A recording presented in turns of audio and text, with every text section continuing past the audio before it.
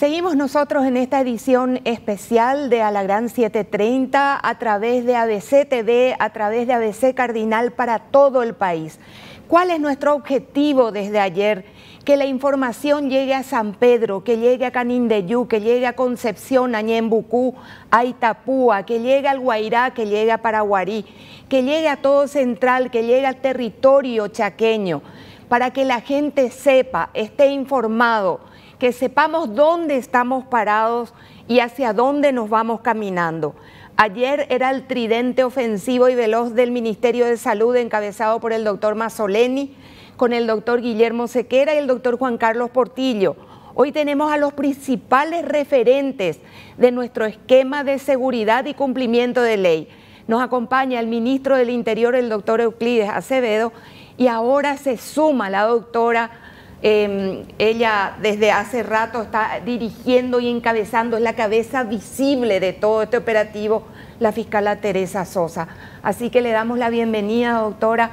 Muy buenos días. Muy bueno. Y tenemos una pequeña biografía suya que estamos acompañando para que la gente sepa quiénes son cada uno de los invitados que están viniendo. Adelante, señora directora. Teresa Sosa Laconich nació el 14 de abril de 1962 en Asunción. Es madre de 2 hijos.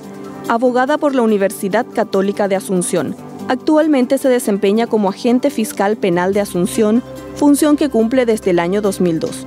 Dentro del marco de la cuarentena por COVID-19, intervino en controles en empresas y locales comerciales por incumplimiento del protocolo sanitario establecido por el Ministerio de Salud, además del monitoreo constante a pacientes con coronavirus positivo, que también deben cumplir con medidas estrictas.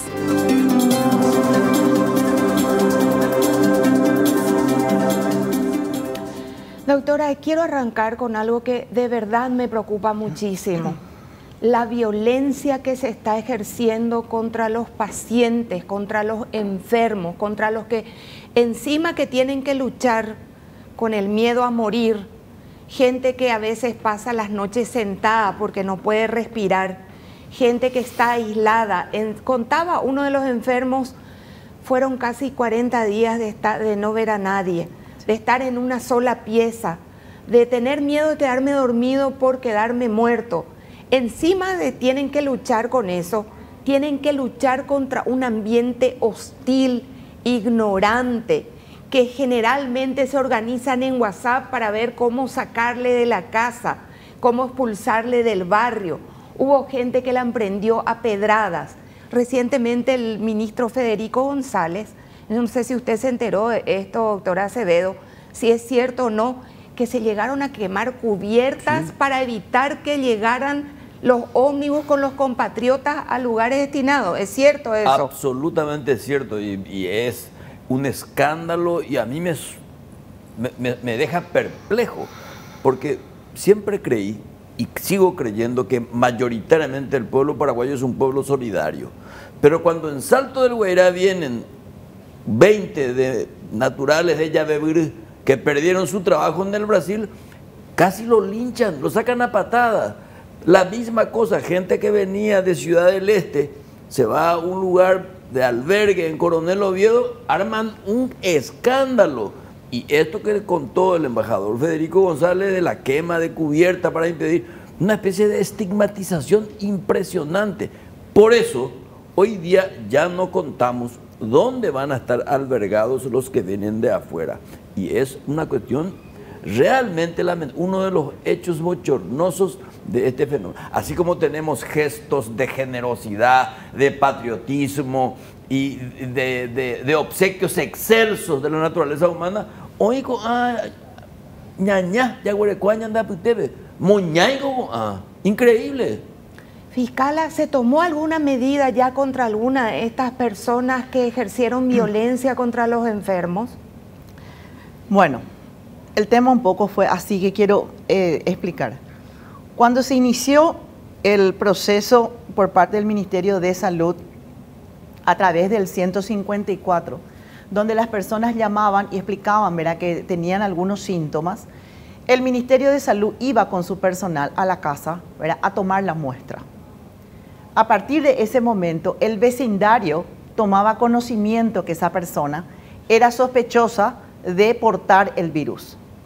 Y allí se iniciaban los inconvenientes, se iniciaban los problemas, porque las personas creían de que al estar una persona cerca en su barrio ya era suficiente como para que todos se contagien de ese virus.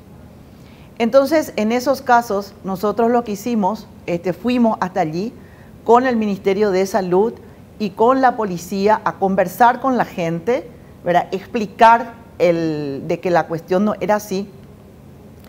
Entonces, a raíz de eso, sugerimos a la Dirección General de Asesoría Jurídica del Ministerio de Salud que cuando el ministerio va a ir a tomar una muestra de una persona en un barrio, que vaya acompañada, que llame a la comisaría jurisdiccional. La comisaría va a contactar inmediatamente con el agente fiscal porque nosotros tenemos un mecanismo ya de hace mucho tiempo de comunicación, esa es la forma como se da. Entonces se acompaña y se habla con la gente porque inmediatamente la gente sale de las casas, ¿verdad? Rodea el lugar, pregunta. Entonces es importante eso, porque se le explica, ve a la gente de salud, eso le da confianza, le dice, mire, acá estamos haciendo esto, esta persona va a estar con su aislamiento social y también permite que la gente pueda ser solidaria con ese vecino. Sucedió una cuestión, una persona con COVID positivo sale de su cuarentena, ¿verdad? Y en el momento en que sale inmediatamente se dispara la alerta en salud, se comunican con nosotros y nosotros vamos, o sea, digo nosotros, la Fiscalía, vamos con la policía al lugar para constatar si efectivamente que, o sea, sabemos que salió, eso ya sabemos porque tenemos el registro satelital, pero para poder conversar con la persona y decirle, no podés salir, ¿qué es lo que te pasó? Y en este caso sucedió que la persona no tenía más víveres. No tenía que comer. No tenía que comer. ¿Y qué pasa? Estaba con su esposa y un hijito. Entonces, no tiene familiares en Asunción. Y la vergüenza y el miedo, porque uno de ellos recibió muchos mensajes de amenaza de muchas personas. Entonces, yo por lo menos sugiero de que cuando se va a tomar una muestra, que el Ministerio de Salud, y estamos insistiendo con eso, porque acá no pueden ellos trabajar solos. Acá tenemos que trabajar en equipo para poder proteger la integridad de la persona enferma. ¿El cuánto por ciento de los que tienen coronavirus salieron porque sí tenían necesidad, porque se habían quedado sin comida, ya nadie les llevaba víveres, se olvidaron de que además de remedio necesitan comer para poder sobrevivir? ¿Y el cuánto por ciento salió a desafiar porque tenían que salir nomás? Lastimosamente ese dato no te puedo dar porque son ¿Cuántos varios más o tipos. menos violaron su cuarentena, doctora? Y son 32 personas. 32 personas que 32 teniendo COVID personas. salieron Sí, de salió su de su cuarentena. Sí, de su aislamiento social. ¿Y cómo se detecta eso? ¿Por la aplicación que deja el Ministerio de Salud con Sí, cada enfermo? Así mismo. Y aparte ellos tienen un sistema de un asistente social que les llama cada tanto y les pregunta, ¿cómo estás? ¿Qué te pasa? ¿Verdad? En fin, conversa con esa persona. Y por lo visto esta gente habrá tenido vergüenza de decir que no tenía, ¿verdad?, ¿Qué comer? Entonces fue a la casa de una persona X, ¿verdad?, y allí le pidió que le compre y se fue y le compró del supermercado y le trajo y la persona volvió. Pero, ¿verdad?, ese es un problema. El otro problema es el traslado de los connacionales que están llegando desde el exterior y que se trasladan a los albergues, ¿no?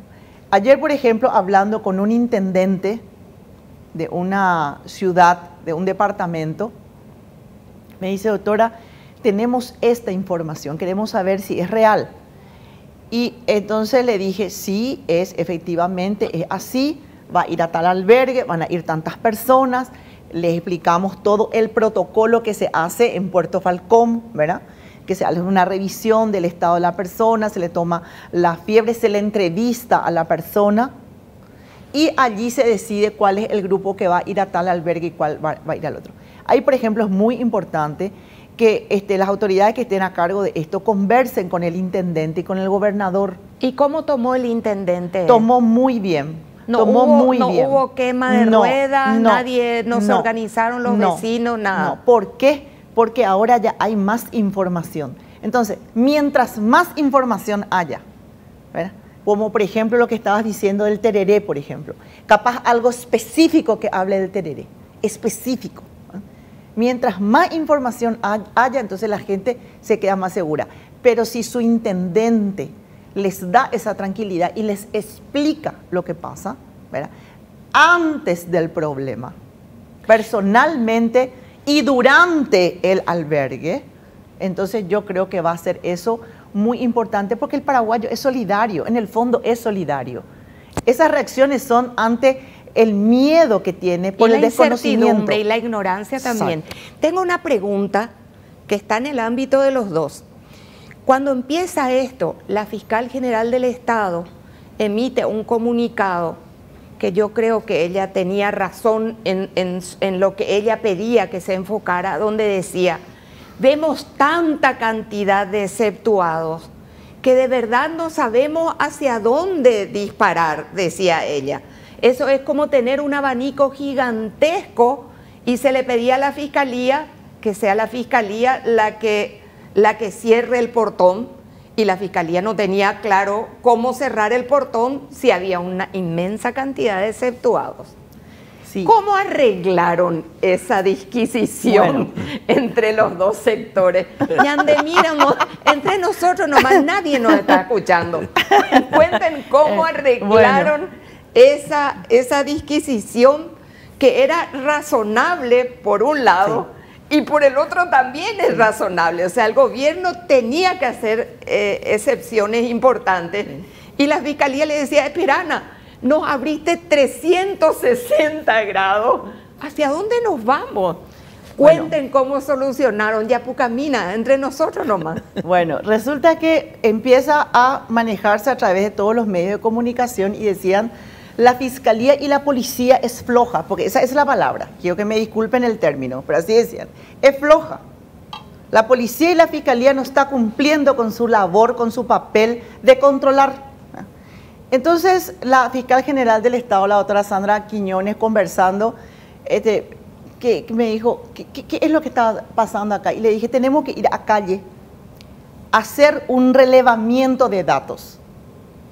Yo creo que con 2 o 3 días, en total hicimos 5 seguidos, vamos a hacer un relevamiento de datos en los puntos más importantes de Asunción y Central, y esos puntos nos proporciona la Policía Nacional, el jefe de policía de Asunción, el jefe de policía de Central.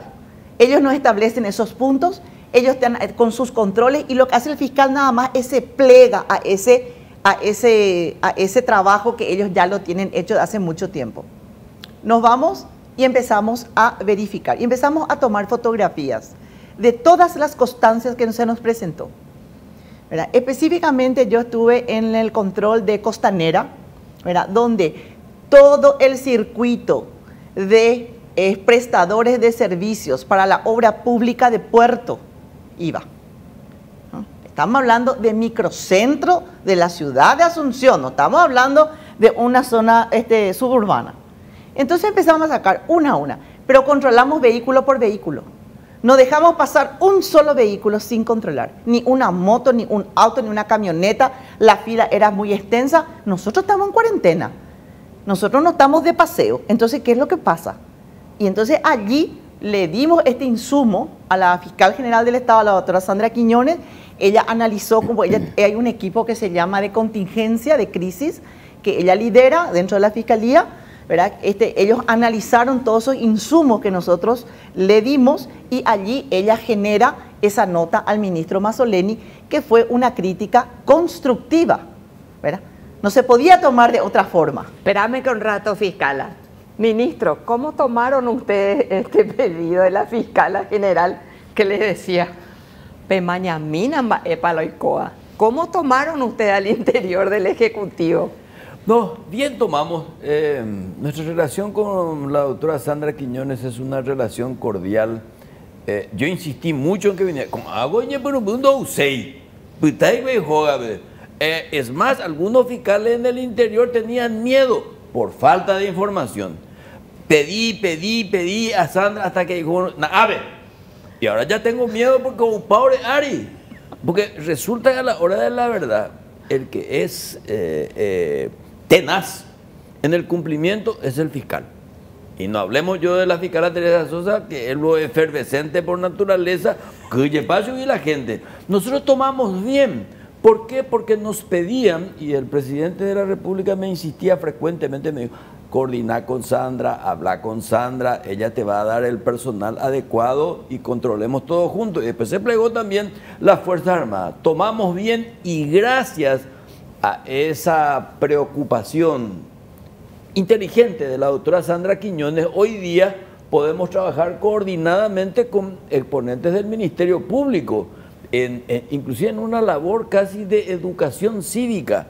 Y eso hace que hoy día los hechos nos van haciendo el propio protocolo. El protocolo de laboratorio no existe, es lo que señalaba Teresa. El protocolo aprendemos en la calle. En la calle. En la calle. Y hoy día estamos bastante Estamos entrenados. más vaqueanos que al principio. Sí, ya. ¿Cuántos imputados, doctora Teresa?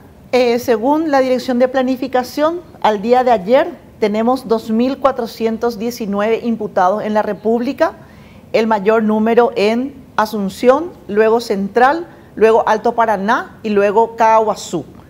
Y el resto ya se... ¿Cuáles son los motivos más graves en las imputaciones, doctora? Y son la violación a la ley 716/96, que es el de la cuarentena sanitaria, y también la violación a las reglas de salud, ¿verdad? Por ejemplo, ¿alguna de estas penalidades, alguno de estos, de estos puntos que estamos viendo en pantalla de las imputaciones, alguno de estos tiene multa? Pues yo soy una persona convencida que al paraguayo lo único que le molesta es que le toque el bolsillo. bueno, Si es que no tienen multas, estas imputaciones va a quedar a lo mejor como un registro histórico, que algún día cuando se hable del 2020 en Paraguay se produjeron el mayor ranking de imputaciones en toda nuestra historia, pero que no pasó absolutamente nada. Y estamos viendo que a la gente no le importa ser imputada. bueno, realmente los casos, resulta que la multa es una sanción penal que lo establece obligatoriamente y únicamente el Poder Judicial. Son los jueces los que tienen la potestad de establecer las multas, porque es una sanción a la comisión de un hecho punible. En estos momentos lo que se está realizando es la reparación del daño social, que es una figura que tiene también una connotación absolutamente económica, ¿verdad? Se repara el daño que la persona realizó con la conducta al cometer un hecho punible mediante suma de dinero que también se establece. Es, doctora? Y es de acuerdo a la situación económica de la persona. Eso es lo que nos establece el Código Procesal Penal. Se Quiero tiene en hablar cuenta sobre el caso del sacerdote que hizo una misa. Sí. Quiero hablarlo desde la responsabilidad, no del credo religioso, sino desde la responsabilidad de que le bajamos a un jardinero de su motito porque se va a corpir y le decimos, estás violentando la cuarentena, imputado, pero nos quedamos mudos al ver un sacerdote dirigiendo una misa, congregando a feligreses, algo que está absolutamente prohibido en este momento y todos nos estamos sujetando. ¿Qué pasó ahora con relación a este caso, doctora Sosa? ¿Cómo ha quedado para la Fiscalía? Sí, la agente fiscal penal Estela Cano es la fiscal penal de turno acá de sede 1 sobre Nuestra Señora de la Asunción y es la que ha iniciado de oficio la investigación de esta causa. Ayer vimos por varios medios de comunicación que ella se constituyó en la parroquia y remitió una citación a indagatoria al sacerdote por violación de la ley 716/19. Resulta que es importante... Encima estamos viendo que varios ni tapabocas, ¿verdad? Bueno, resulta que el tema del tapaboca es importante aclarar que es obligatorio de acuerdo al decreto para el transporte público. Para el resto de la población exhorta la utilización del tapaboca. Ministro, eso se va a tener que cambiar, se va a tener que convertir en obligación para todos los que salgan de su casa.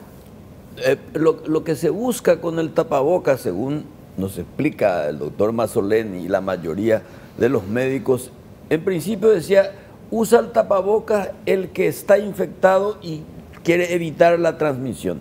Pero como la cosa gira por ahí, el señor virus anda por ahí, la recomendación iba a tener que ser obligatorio porque la exhortación, vos sabés que no tiene mucho éxito, mi querida Mabel. No. Entonces, ya yo imita manté. Y creo que vamos a tener que sacar de una manera obligatoria. En los sitios públicos, de luego, es obligatorio. Pero ya en la casa no se exhorta siempre.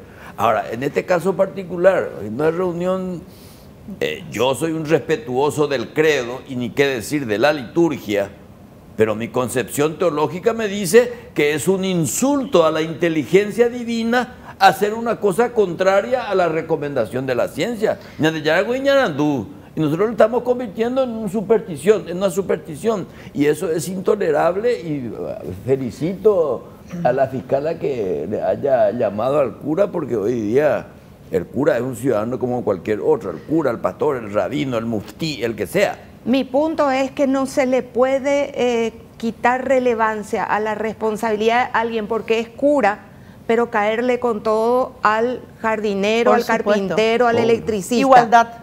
Igualdad, el criterio de igualdad. Totalmente. El principio de igualdad. No se puede ser poderoso con los débiles y débil con los poderosos. No, y si aflojamos en una cosa, vamos a tener que terminar aflojando en otra. Sí. Otro de los puntos que también nos preguntábamos como equipo, ¿cuáles son las 3 violaciones más importantes que se están detectando al ámbito de la seguridad de la Fiscalía también? Violación a la cuarentena, ¿en qué nivel? El nivel más osado, el nivel más arriesgado, aquellos cumpleaños que se han llegado a organizar, congregaciones de este tipo de orden religioso. Pero esas son realmente las de menos, ¿verdad? El número mayoritario guarda relación a la salida de la persona que no tiene la autorización o la constancia para circular por la calle. Ese es y se da en todas las clases sociales. Doctora, ya te preguntaste qué va a pasar cuando ellos empiecen a flexibilizar más todavía y las excepciones sean más todavía. Y bueno, nosotros ya nos preguntamos eso ese día viernes, previo al decreto que flexibilizó las actividades de la industria de la construcción, ¿verdad? Tengo que decir, ¿verdad?, que en Asunción los comisarios, porque son nuestros compañeros de trabajo, y nosotros, ¿verdad?, que somos nosotros somos los fiscales penales ordinarios, los fiscales penales que están con los comisarios en la calle. Esos somos nosotros.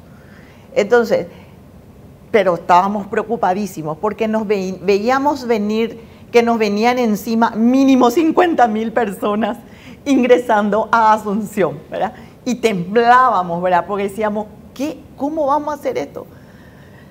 O sea, pero también entendemos que hay que necesariamente flexibilizar porque hay un problema económico, ¿verdad?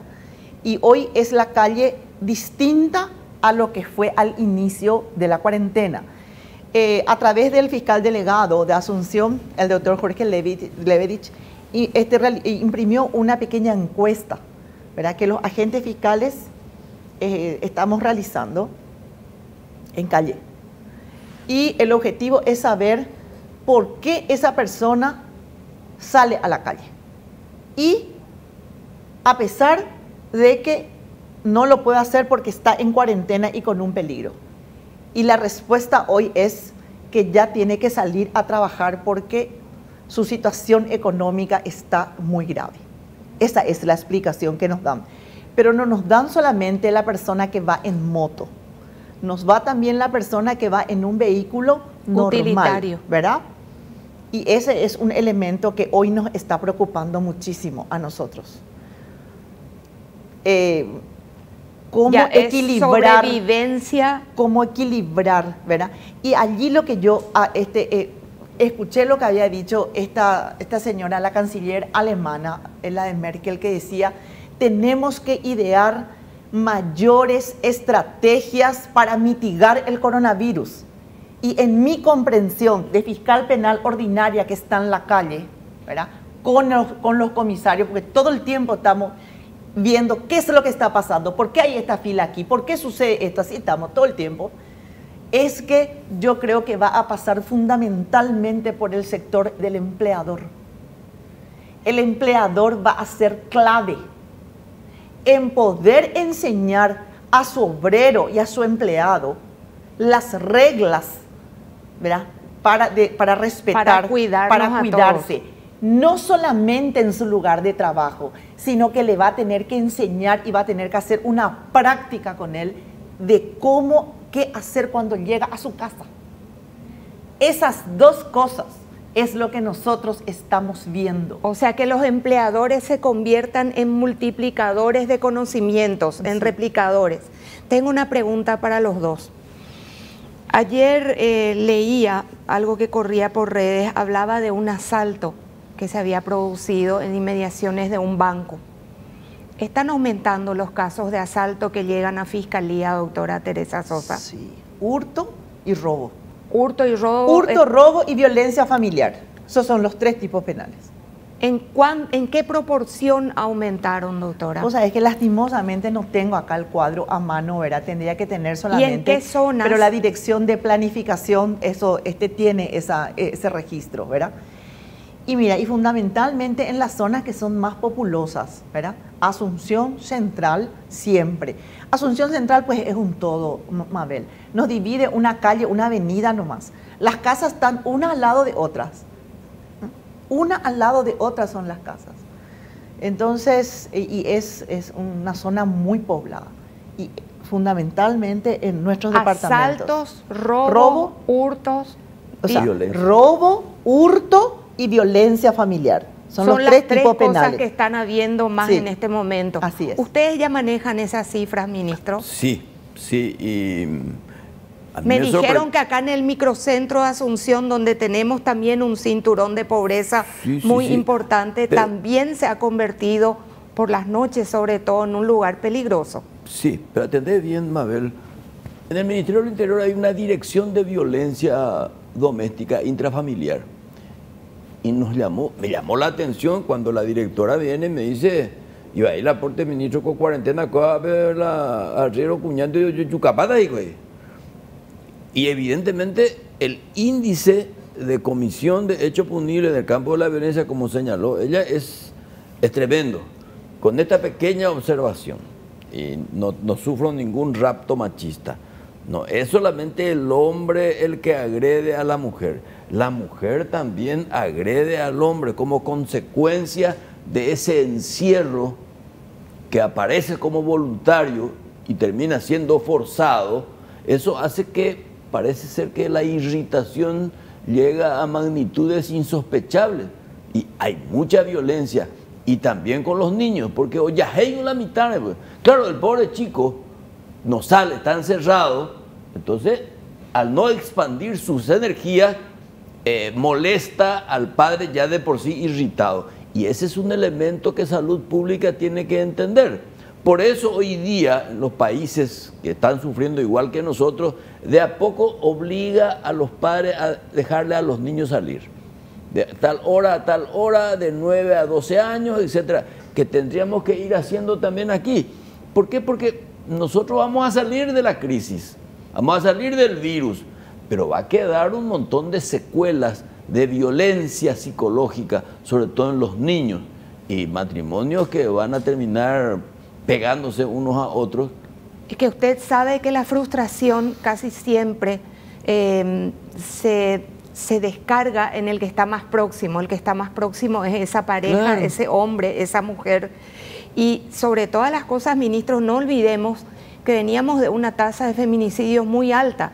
En estos momentos hay mujeres que están siendo obligadas a convivir con sus agresores dentro de esta cuarentena. Entonces eso tiene que ser, más que nunca, tienen que estar funcionando esos resortes que ustedes tienen de violencia familiar. Claro, por eso es que el post-pandemia, la gente queda mucho en la cuestión económica, en la cuestión de las clases, de los niños, de los universitarios, y nos estamos olvidando de esa agresión ya no invisible, sino absolutamente perceptible dentro de la familia y lo que va a suceder en campo de feminicidio va a aumentar. Va a aumentar, ¿por qué? Porque se ha estimulado por la vía de esta excepción social, la parte más primitiva del hombre, que consiste en agredir a su pareja, a su concubina o a su compañera. Ya analiza por nada, la responsabilidad de salud pública va a ser en ese orden también. Usted tiene un equipo muy bueno a su alrededor. Me están pasando los hechos punibles y el comparativo entre el 2019 y el 2020. Por ejemplo, en abigeato de 152, a esta altura del 2020 ya tenemos 202, o sea, se están robando animales. Coacción sexual, estamos a punto de alcanzar la cifra del año pasado. Homicidio culposo en accidente de tránsito, ya hemos igualado la cifra del año pasado. Homicidio doloso, 134 el año pasado, 105 ahora. En hurto, 530 en todo el 2019 y hasta ahora 408 ya. En hurto agravado, 382 el 2019, 299 ahora. Y siguen. ¿En qué se incrementó, por ejemplo, robo agravado de motocicletas? 100 en todo el 2019 y 102 ya llevamos ahora. ¿Qué otro se incrementó? El tema del abigeato. Tienen muchas denuncias, ministro, de esa parte. Muchísimas. Mira, el abigeato yo jamás me hubiera imaginado que tuviera la magnitud que tiene. Yo pensé que era solamente antes en el Chaco. No, en la región oriental el abigeato es brutal. Ahora, en algunos sitios, como en el caso de Paraguarí, disminuyó considerablemente, pero en Cazapá, en Cordillera, el abigeato es tremendo. Y en la parte del Bajo Chaco, ni qué decir, no es solamente 3, 4, sino que por centenas. ¿Eso qué quiere decir? La complicidad también del intendente. Perdón, Mabel, cuando nosotros hablamos en Fiscalía robo y hurto, ¿verdad? Englobamos, es el tipo penal base, ¿verdad? En el hurto está el hurto agravado, el robo está el robo agravado, ¿verdad? Está el abigeato, que no es otra cosa más que también el hurto, la sustracción de ganado, se engloban nomás en los tipos penales bases, ¿verdad? Pero si es que vamos a hacer así una clasificación, sí también nosotros tenemos, pero el abigeato más bien guarda relación a zonas específicas de la República, ¿verdad? Quiero preguntar algo, ministro. Yo ya le escuché decir que usted no teme un estallido social, pero que es crítico con respecto a la lentitud de las ayudas que se están haciendo llegar, que usted le pide a los equipos encargados que aceleren desde la conciencia de que si la gente tiene certeza alimentaria, no vamos a tener problemas. Y que usted ya hoy nos acaba de decir un compromiso que tiene de que no piensa reprimir ni una manifestación por hambre de nadie. Tengo una pregunta. En este estadio, ¿hay gente, asusadores políticos que están tratando de tomar ventajitas miserables de la situación? Pero por supuesto, y eso es un hecho que merece un análisis mucho más profundo. Nuestra clase política se ha degradado tanto por la falta de conocimiento y ayuno de conocimiento de Estado que prosperan este tipo de cosas, porque en este momento la tregua política, la tregua ideológica es un imperativo ético.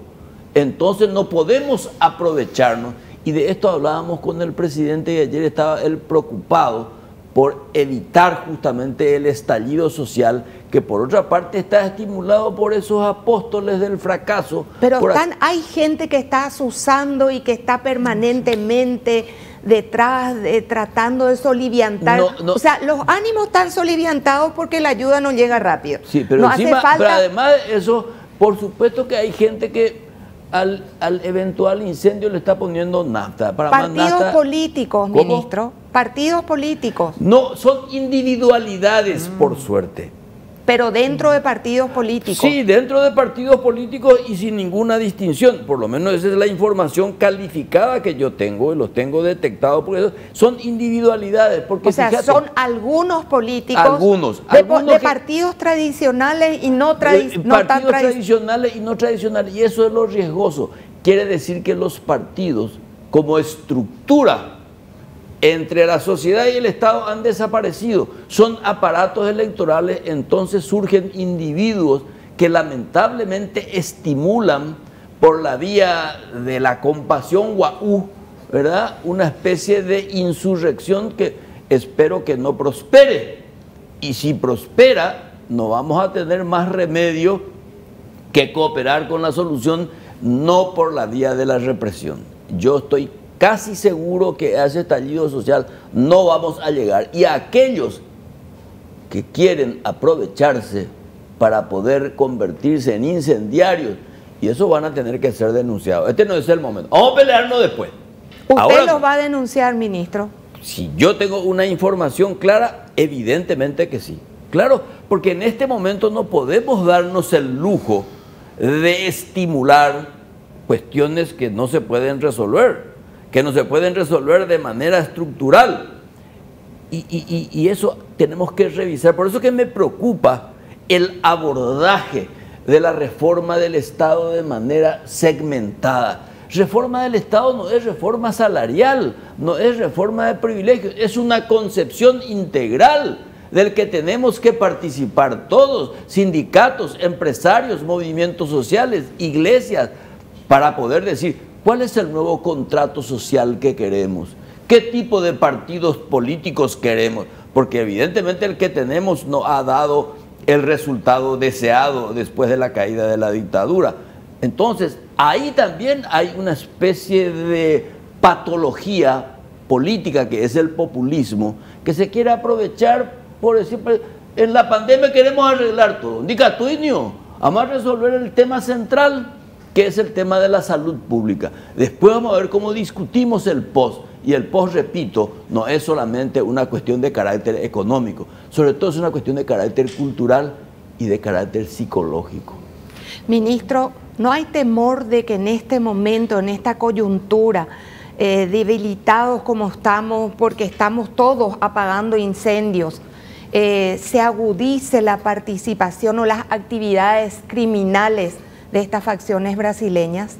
Sí, ayer casualmente estuvimos reunidos con gente del Ministerio Público y del Ministerio de Justicia y con la policía, en el sentido de coordinar nuestros esfuerzos, porque el crimen organizado, si bien también le teme al coronavirus, no desaprovecha la ocasión en ver la vulnerabilidad del Estado para seguir ejerciendo sus labores. Sí, estamos preocupados. Estamos preocupados porque esta es una organización internacional. Por eso nuestra preocupación con el sistema penitenciario. ¿Dónde se organizan los asaltos, los robos, los hurtos? En la cárcel. El sistema de provisión, el sistema de distribución del microtráfico, ¿está funcionando igual con la cuarentena? Bueno, yo realmente no soy una fiscal especialista, ¿verdad? Pero por los efectos que ustedes ven, digo, generalmente a veces actúan bajo los efectos de la droga y todo. Sí, entiendo tu pregunta. Sí, el mayor problema que nosotros tenemos entre los casos de hurtos y de robos son personas que están afectadas por los estupefacientes. O sea que el crimen no se ha detenido con la cuarentena. El sicariato es el que bajó. El sicariato es el que bajó y el accidente de tránsito bajó. El microtráfico, Mabel, me temo hasta que haya aumentado.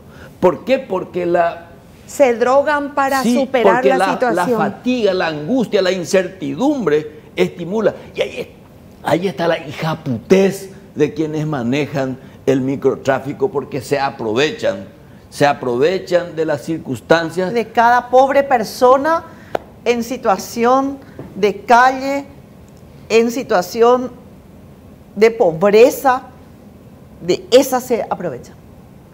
Pues a nosotros, yo te digo, a los asistentes fiscales, vienen y me dicen, doctora, nos da tanta pena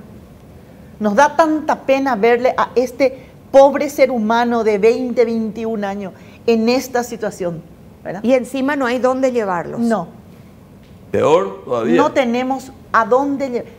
No hay ningún Aumentó, ministro, programa. El microtráfico con esta situación. Nosotros tenemos un índice. ¿Dónde diablos están esos grandes proveedores? ¿Cómo? ¿Dónde diablos están esos grandes proveedores? En la cárcel están los grandes proveedores. Por eso nosotros ahora estamos haciendo una combinación de inteligencia penitenciaria con inteligencia policial para trabajar coordinadamente y empezar a frenar, porque el aparatito ese te sirve de muchas cosas. Primero para informarte, pero por otra parte también sirve para hacer los grandes negocios orientados desde afuera. Desde adentro, perdón, para que el negocio... Al celular se está refiriendo. El celular me estoy refiriendo. Ahí tenemos que trabajar también con los servidores, contigo, con personal, pero los grandes proveedores vienen en avionetas. Sí, bueno. Al Paraguay. Claro, la cosa es por eso y no tenemos radares suficientes para controlar eso, que es una debilidad. ¿A la oyendo y coi? O sea, a ver, no tenemos y el que tenemos no funciona. Claro, por eso es que el abordaje de la reforma del Estado es una cuestión integral. Tommy Vitar, cuando fue presidente de la DINAC, me dice una noche, hicimos un sobrevuelo sobre territorio paraguayo y le digo, parecía un arbolito de Navidad lleno de lucecitas prendiéndose y apagándose, avionetas circulando toda la noche. Y nadie sabía a dónde iban y a dónde venían. Y seguimos, creo que esto me dijo hace como 10 o 15 años. Y seguimos igual. Seguimos igual. Claro. Pareciera que hay una actitud deliberada por dejar el arco libre. Quiero pedirles acá uno, Pablito Guerrero o Benru o Fede, no sé si quieren hacer alguna última consulta antes de despedir al ministro, a la fiscal Teresa Sosa, agradeciéndoles por todo. Pablo, ¿qué tal? Una pregunta al ministro Euclides Acevedo y también para la fiscal Teresa Sosa. Para el ministro, llegan muchas denuncias aquí en la línea de WhatsApp sobre policías que cobran coimas para dejarle pasar a la gente. Por un lado, a la doctora Sosa, este tema de los imputados, creo que esto va conduciendo a una multa más que nada, porque es difícil una pena privativa de libertad. Con respecto al famoso apriete, algunas son ciertas y otras son falsas. Porque yo digo, si vos tenés a alguien que te pidió dinero para pasar, anda a hacer la denuncia en la comisaría y si dudás de la comisaría, hacerlo a la fiscalía, porque la denuncia por WhatsApp no me sirve. Si te pidió 300 y vos le diste 150, sos un pelotudo. Y denuncia. En la medida en que haya denuncia, mi querido Pablo, seria, responsable, y que se le castigue al policía que aprieta, yo te puedo asegurar que esto va a disminuir considerablemente. Y yo por eso le pido a la gente, esa denuncia que vos recibís, yo todo el día recibo en el WhatsApp, es que me de la tera. A 2 o 3 policías ya le saqué del camino porque hubo una denuncia responsable, pero el resto se queda en la mera denuncia.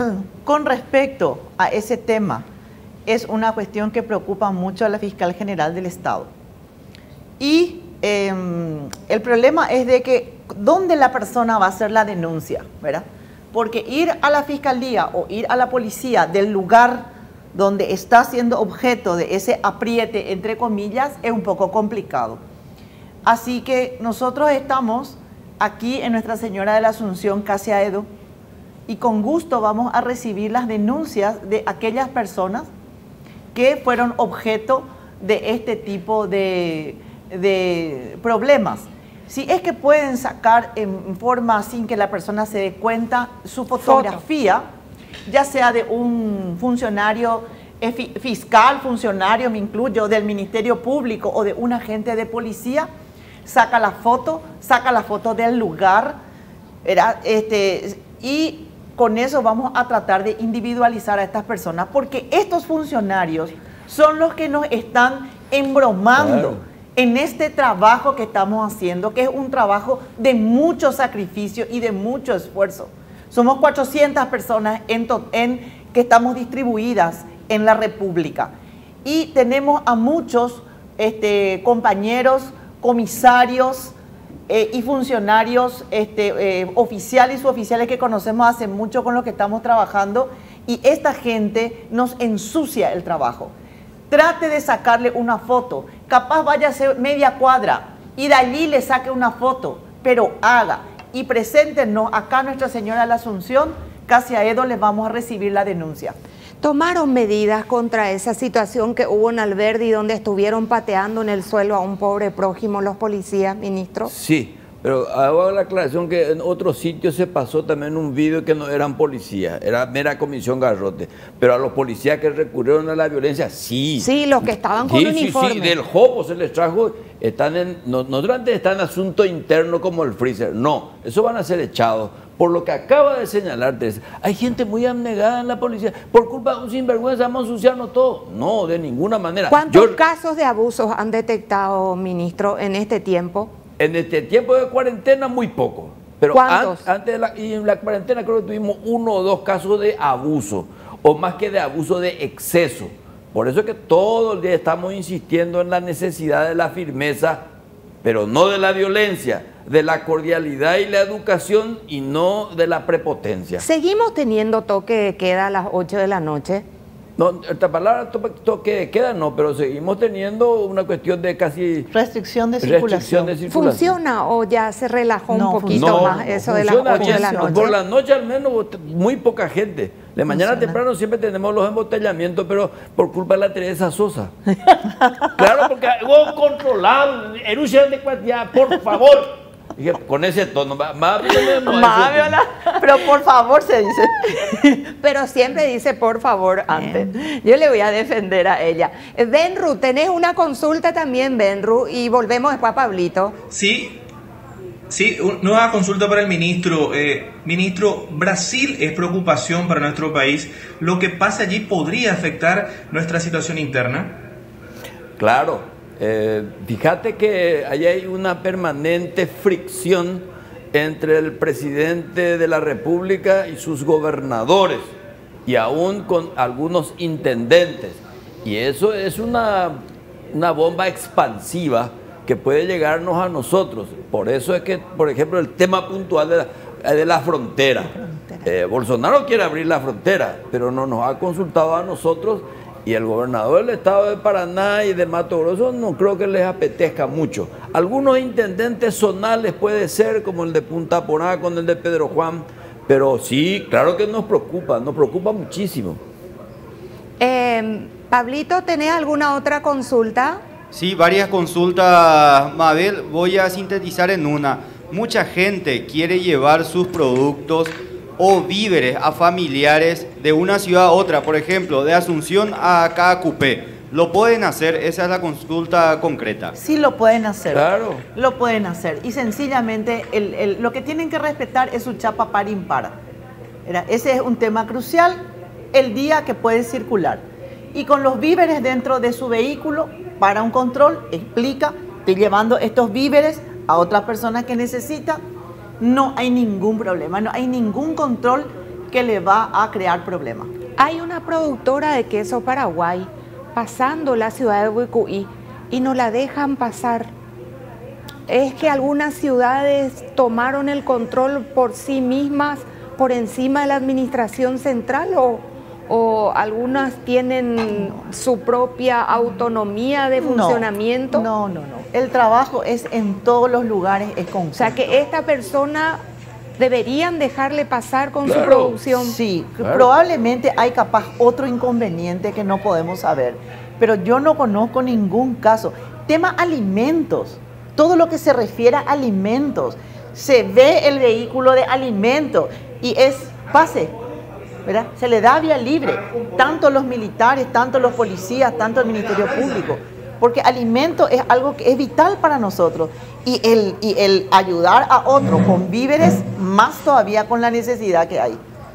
Realmente que me es un poco raro y en todas las ciudades se está trabajando en forma conjunta. Bueno, Pablito, si no tenés nada más, vamos cerrando este contacto con el ministro y la fiscal. Una última consulta, sí. Mabel, para la doctora Sosa. De los 2.000 imputados, ¿ya alguien está multado con relación a este tema? Sí, justamente lo que estaba explicando.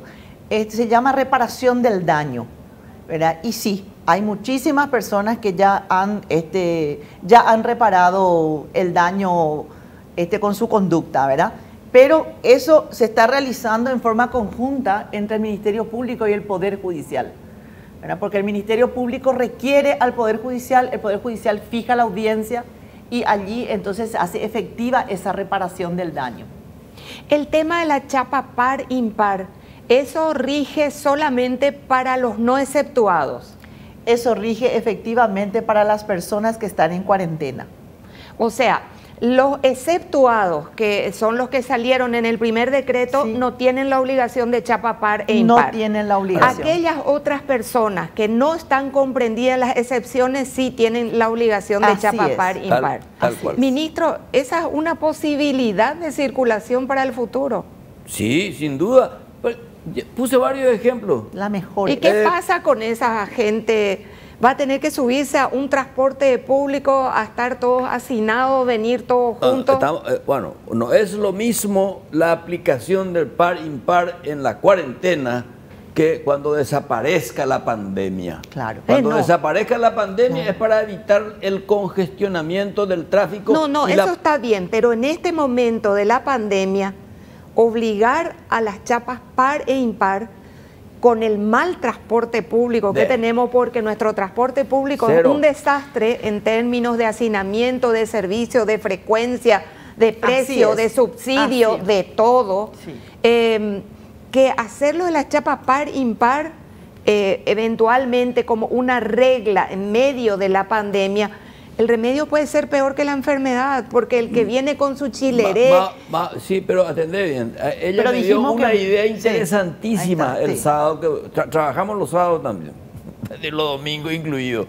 Me dice Teresa, a propósito de lo que estás planteando, al comienzo era 1 por moto, ahora me dice ella 2 por moto, y en vez de decir 2 por auto, 3 por auto, para que la gente justamente pueda no recurrir al transporte público, que es deficiente, y encima de eso va a haber una especie de hacinamiento. Pero con el tiempo esto vamos a tener que aplicar, Mabel, porque sobre todo Asunción es una caja de zapatos, esto vamos a estar todo trancado para los próximos 5 años. Pero en este tiempo de COVID, en que nos piden todavía aplanar la curva, mientras preparamos hospitales y todo el resto, obligar a las chapas par e impar, se le está forzando a la gente a subir a ese transporte público donde vienen todos hacinados. Bueno, sí, realmente no vienen hacinados, ¿verdad? No vienen, porque hay una obligación de que tienen que estar sentados y las personas tienen que estar con tapabocas, y nosotros nos estamos subiendo en los ómnibus a ver que eso se cumpla. Y acá va a entrar una cuestión de solidaridad también, ¿eh? Yo tengo la chapa par y voy a hablar con alguna persona amiga, alguna persona conocida, a ver si de alguna manera así, y vamos a tener que ir manejando. Pero ese no es el distanciamiento social que nos piden y otra vez armamos entre 4 o 5 no, para pero solamente ahora es hasta 2, y la idea justamente que estamos manejando es subir hasta 3 personas. Pero hay algo más también, y aquí entra un poco el plus de las empresas, ¿verdad? Porque al final de cuentas la gente que está, van a tener que también ellos, y le estamos pidiendo, buscar los sistemas de movilidad de sus propios trabajadores, ¿verdad? Y de las personas, un busito, que vean, que se organicen. Eso es lo que es la estrategia, el plus de la estrategia. Tenemos que empezar a cranear cómo hacer posible de mitigar el virus, pero también poder cumplir nuestra actividad económica, ¿verdad? Yo solamente les pido que no pierdan de vista que esos ómnibus que traen gente solamente sentada y muy pocos parados, dejaron por el camino un racimo de seres humanos. He escuchado casos heroicos de gente que caminó 10 kilómetros, 12 kilómetros para llegar al lugar de trabajo. Entonces, yo estaría de acuerdo en un país donde tengamos un buen servicio de transporte público, pero tenemos tan mal transporte de servicio público y tenemos unos empresarios que no tienen empatía tampoco con sus clientes, y lo estamos viendo desde el momento que justo en medio de esta tragedia que nos pasa aprovechan con la extorsión y el chantaje. Ni con sus choferes. Ni tampoco. Ni con sus choferes. Entonces, les ruego que piensen bien el tema de las chapas, que no sea que sea un efecto boomerang y que dejemos a un racimo de seres humanos parados sin poder venir a sus trabajos. Te cuento que hemos planteado eso en más de una reunión. Si esto no funciona, se cambia nomás. Si y va a ser nomás luego algo así, ¿verdad, ministro? Falla, error, rectificación, abrir, cerrar canilla. Abrir y cerrar canilla y jarepoeno, tanto, nos equivocamos y punto, nos corregimos. Así es. Cerraste, Pico, los moteles, ministro, antes de irnos, porque la vez pasada ya me retaste por haber preguntado eso. No. Atendé bien, vos me estás queriendo llevar al campo de la lujuria mediática. Para cerrar, este encantador conversatorio. Te voy a explicar. No solamente no cerramos los moteles, tampoco, digamos, estimulamos su gestión interior. Muchos de los moteles están al servicio de salud pública, porque en los moteles estamos albergando a gente que vino de afuera para cumplir su cuarentena. Hospedaje. El motel es una necesidad permanente y también excepcional. Y realmente en este caso un servicio público. Le pregunto algo, esos 200 compatriotas que creo que habían venido y estaban en el puente de la amistad, ¿fueron ingresados ya al país? Sí, fueron ingresados. De momento no te puedo decir dónde, porque es capaz que pongan ahí delante unas cubiertas incendiarias. No quiero saber, ministro. Sí. Y van a venir más. Creo que mañana vienen de Estados Unidos y el Puente de la Amistad va a seguir siendo un albergue transitorio por mucho tiempo. Dice que hay veces que duermen niños en el puente. Sí, pues eso lo sacamos enseguida. Sobre ese punto quiero un poco manifestar lo siguiente. El Ministerio de Salud Pública vio la necesidad que las personas queden en los albergues, ¿verdad? Porque resulta que se tuvo algunas malas experiencias inicialmente con las personas que ingresaron, ¿verdad? Que no comprendieron la relevancia del aislamiento social de 14 días. Entonces, por eso se está utilizando el tema del albergue, y gracias a eso, por ejemplo, se detectaron, creo que fueron aproximadamente 15 personas con COVID positivo.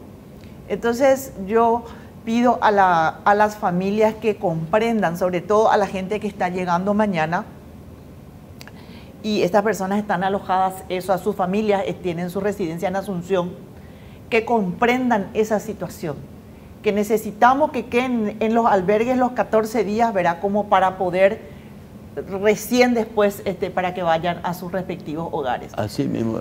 Que nos tengan un poco de comprensión. Me dicen acá 3.774 detenidos hasta la fecha. 3.774 aprehendidos, ¿sí? No, sí, aprehendidos, pero no imputados. Son diferentes. ¿Y qué pasa con ellos? ¿Se los libera después de unas horas? ¿Se los libera al día siguiente? ¿Se los imputa y se los libera? Bueno, ¿se les cobra la multa y se van? El procedimiento es el siguiente, por eso es que es muy importante que la gente prefiera cumplir con la cuarentena. La policía tiene hasta 6 horas para comunicar al Ministerio Público la aprehensión de una persona. Luego la Fiscalía tiene hasta 24 horas para informar al juez. Así que ese es el plazo legal, ¿verdad?, que se tiene. O sea, son casi 30 horas, ¿verdad? Así que, sí, a medida que se realizan estas aprehensiones, se pone en conocimiento al fiscal penal de turno, porque el fiscal penal de turno, el que está de turno, queda en su oficina mientras que los fiscales que no estamos de turno somos los que estamos trabajando en los controles y en las constituciones de empresas. Y bueno, y este colega, a medida que va recibiendo, va ordenando o la libertad o le formula imputación o allí ya le aplica, ya solicita al juez para que se le aplique la reparación del daño, ¿verdad? Esa multa que se les cobra, ¿a qué se va a destinar, doctora? Bueno, la indicación que estamos recibiendo es que todo se guarde relación a provisiones, a sectores vulnerables en lo que respecta a alimentación y al área de salud. Esa es la instrucción de la Fiscal General del Estado. Gracias a ambos. Sé que estamos ocupando un valioso tiempo. Ustedes están haciendo políticas públicas, ambos, una en la calle, el otro pensando en todo lo que es nuestro esquema de seguridad. Tareas nada fáciles, por eso elegimos como segundo tema inmediatamente ya después de salud. Y les agradecemos muchísimo en nombre de todo el equipo de ABC Color. Gracias, ministro. Al contrario, gracias a vos y a la tolerancia de la audiencia. Muchísimas gracias, Mabel, fiscal Teresa Sosa. Gracias. Nosotros nos vamos a una pausa, señoras y señores. Esto continúa por ABC TV, continúa por ABC Cardinal, la radio más escuchada de todo el país. Estamos de norte a sur, de este a oeste, con la mayor audiencia. Así que acompáñennos, volvemos enseguida.